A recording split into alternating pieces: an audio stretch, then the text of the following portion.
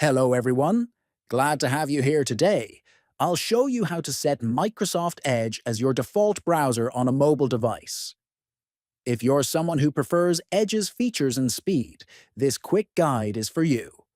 Follow along carefully, and by the end, your default browser will be successfully changed.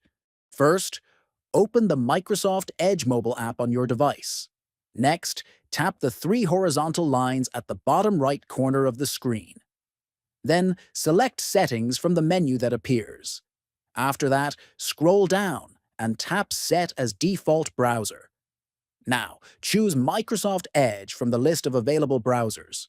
Finally, tap Set as Default to confirm your selection, and that's all it takes to make Microsoft Edge your default browser on mobile.